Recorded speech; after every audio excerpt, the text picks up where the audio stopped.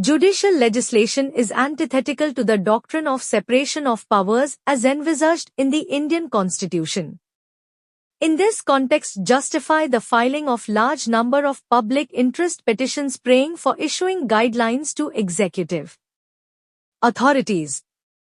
250 words, 15 marks. Introduction.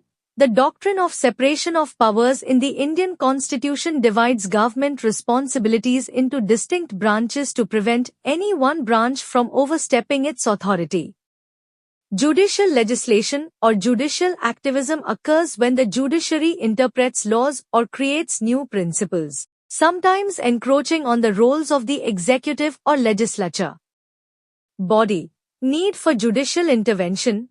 The Indian judicial system has seen many public interest litigations, PILs, where citizens seek to address social issues and protect their fundamental rights. When the executive or legislature fail to act, the judiciary steps in. Example, the Supreme Court's decision in the Vishaka case, 1997, which established guidelines against sexual harassment in the workplace.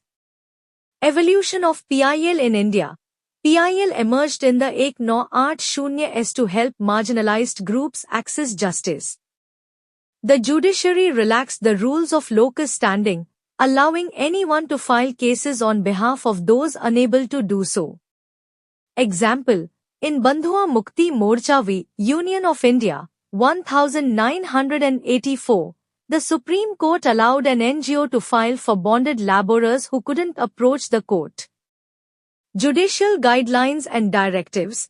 The judiciary has issued directives on issues like environmental protection, human rights, and corruption to the executive. Example, the MC Mehta v. Union of India case, 1986, involved the Supreme Court directing environmental protections. Balancing Act. Although judicial legislation may seem to violate separation of powers, the Indian Constitution allows for checks and balances, enabling the judiciary to review executive and legislative actions. Example, in Common Cause v. Union of India, 2017, the Supreme Court directed the government to ensure transparency in political funding. Conclusion. While judicial legislation may challenge the doctrine of separation of powers, the numerous PILs seeking executive guidelines are justified in light of India's unique challenges. The judiciary has been vital in protecting citizens' rights, addressing urgent social issues, and ensuring accountability from other branches, thus maintaining a balance and serving the public interest.